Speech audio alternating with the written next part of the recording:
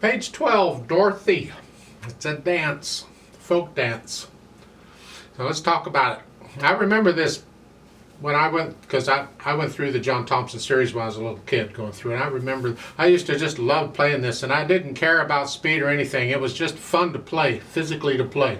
And brings back memories. It's common time with 1 sharp. It's in the key of G major. So go do my scale video on G major and the arpeggios, and you can also do the E minor scale too. It's the same key signature. Right hand first. Let's just make sure we get the fingering and what's going on.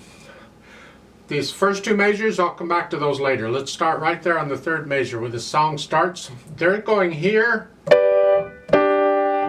I suggest you do a 2, 4, 5 here. That's the position. Here to here. I got both of those in 1 hand position. And then just reach up with a little finger. Now I got all 4 of those chords in 1 hand position. This happens in a number of places. I'm going to finger it the same. And then 3, they say 2, 4, 1. I do a 3 because that makes this more comfortable. And then you see the stems going down, the quarter notes. You hold them down. Hold that down.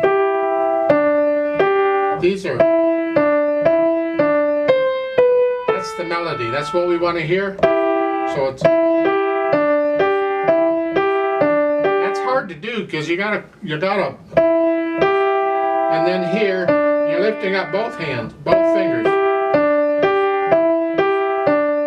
and I recommend a 3rd finger on that last one. This way you're in position for the next line at 2. Now you're going to hold the top note down, and again, this is kind of awkward. It's just easier. Go ahead and do a 3, 5.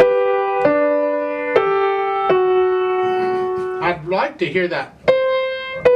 I want to feel that, but these other notes are in the way, so I got to do this.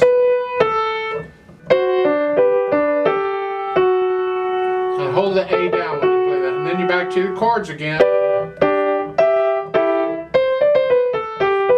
And then just G major scale going up. Only the here, and the here.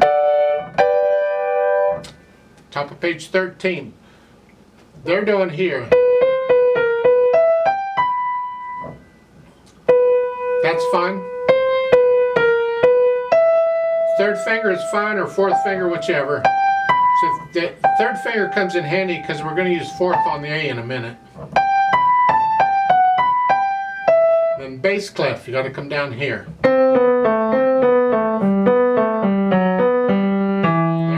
Is fine. Then 2nd line you do the same thing. Then 3rd line you've had that, and the 4th line you're just finishing it up.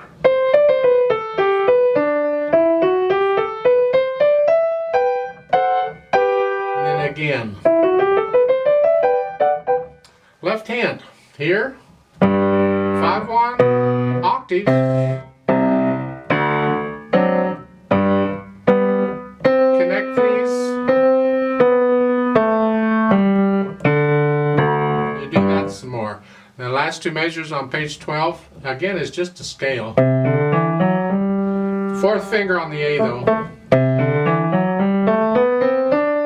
and I do a 3, so I'm closer to this. You don't have to. You can do a 5. It's just I don't like that, so I come here, so I'm a little closer to the octave. And then on page 13, treble clef. I prefer here, but you can do that. You see in the next measure you want this. So if you have a fingering here, that helps you get there. I mean, 2 and 1 work well on the first one. And then you're here. And then here I do a 4-1.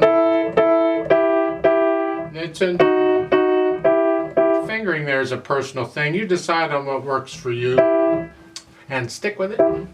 And the rest of this you pretty much already had. Go down to the last line here.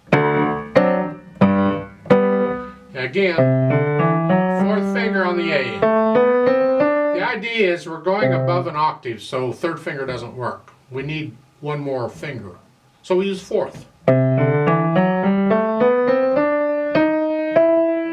And again, I do third finger, so I'm a little closer to that octave where you had that before.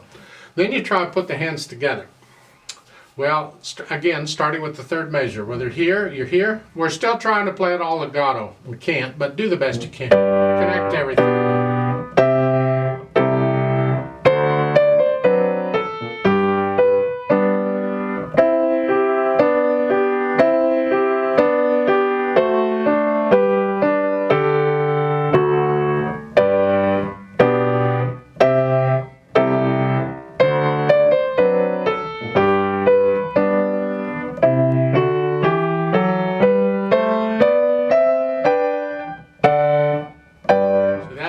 When you put the hands together, they're like out of sync. They're totally different fingers. It's just like, what's going on? Well, if you could do the scale, be doing the scales, and they become automatic to you, this kind of thing is a piece of cake, really. It's so easy. All I'm doing is playing a scale in each hand. I don't care which fingers are happening when. I'm just doing the scale. I can do that and that, so I'll just do them at the same time. See, people ask me, well, would you do lessons on doing scales in thirds and sixths? And my answer, well, I try and evade the question, because the answer is no. It's unnecessary. You don't need lessons in doing scales in thirds and sixths. I've never had a single teacher ever try and teach me to do scales in thirds and sixths. You learn to do the scales well in octaves, and then when you need them in thirds and sixths, it'll happen. They'll be there. You can rely on it because you just know the scale well enough. So when you get this kind of a thing, it's a tenth, well, it's like a third apart. Doesn't matter where it is. It'll happen. You can do it if you can do the scales. So work on the scale. Don't worry about all that fancies. I want to do thirds and sixths too. Just do them if you're going to do it. That's my rant on that. So here. Now let's go to page 13. Here.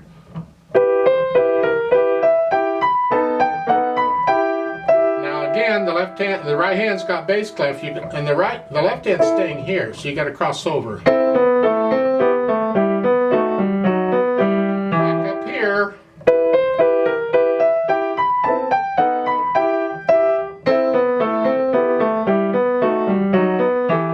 I tend to do this when I'm the left hand. I can use all kinds of fingerings for these things, but when I have to cross over and the hands are close to each other, I tend to use a fingering in the left hand that puts me further away. So I tend to do these with fifth finger on the E, just to stay away, because the right hand is here and I don't want to get in the way. So I'll adjust the fingerings to accommodate the hands being together. This is one of the things that even after you've worked it out one hand at a time, when you put the hands together, sometimes you have to figure out a different fingering. It doesn't work. The same thing with speed. These fingerings work fine now. When I speed them up, they may not work so well. And again, we do that, but you make a stab at it. You try. And so we're doing that, and then the last of it, we've had all this before, and the last line you've had that too.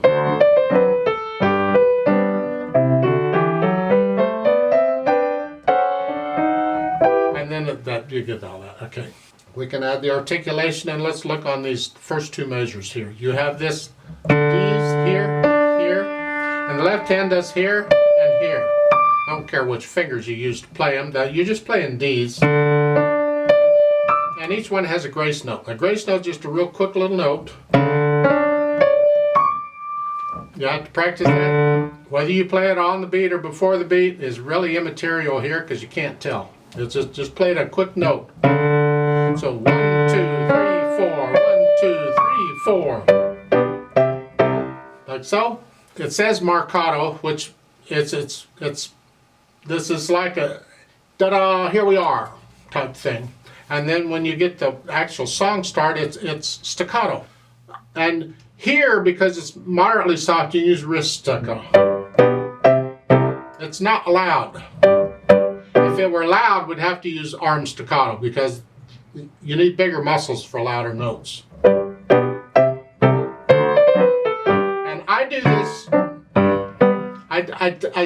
I continue to bounce these in the left hand. Now connect this.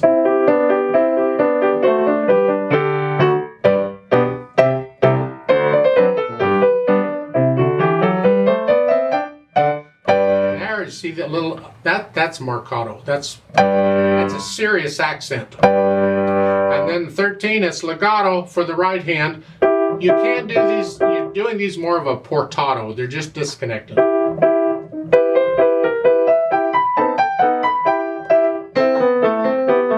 So it's like two people talking. One is up here and then the answers.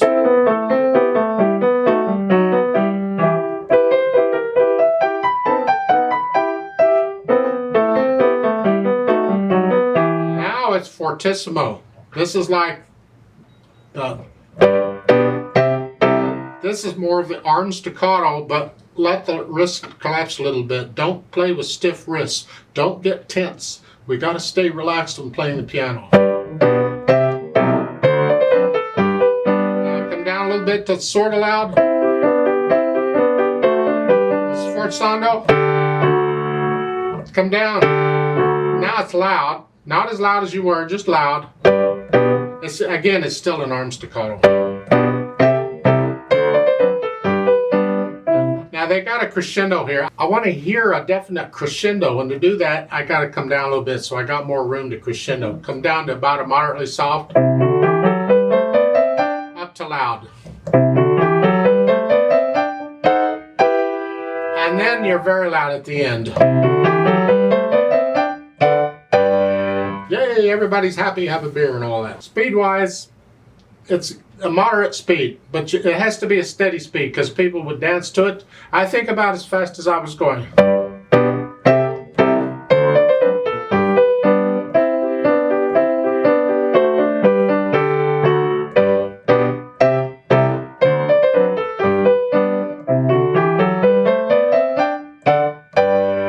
You have to find the hardest part in the piece, wherever that is. Is it this? Whatever the hardest part is for you, and however fast you can play that accurately, that's how fast you can play it. Don't be speeding up and slowing down based on how hard the music is. Now, I've added bits and pieces of pedal.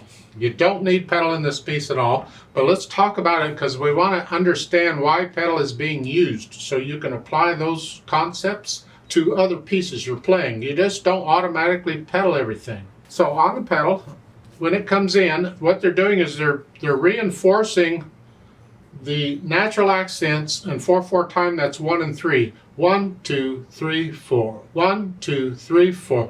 They're also helping to connect this to here. So rather than it connects it. The bottom, like 2-note slurs. And that's sort of what that. The right hand is all legato, so that we're just doing this more for the left hand. And that's what happens on page 12 when it happens. So push the pedal down with it or right after the note and lift it up as you play the next note. Like so.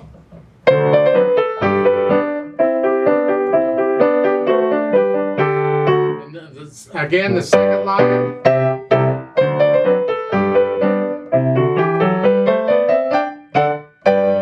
We do it on the half note because we want the overtones. We want the color. And then this is very clean and dry over here on 13. Don't pedal this until you get down to toward the third line where you come back with that theme you had on page 12, and we pedal it for the same reason. That's the only pedaling we do in this piece. This is a really fun piece. I remember as a junior high school student playing this and studying it. I just played this. I didn't care how fast I played it or not. I just played it. It was fun. You have a lot of contrast because you got the staccatos and then the legato.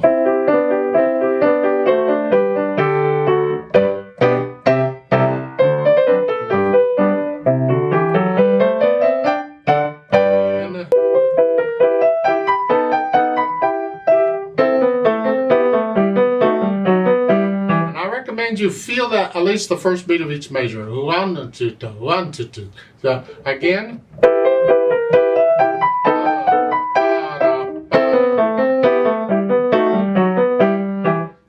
1, 2, 3, 4, 1. Feel the natural accents. I exaggerated them then, but the idea is to feel it as you go through this. 1, 3, 4, right, left. It's a dance. So get into it. It's fun. You have a fermata there in the last line there. You're going to hold it out. How long is up to you. And then there's just an afterthought after that. And don't hold on to that. Just 2 beats and you're done.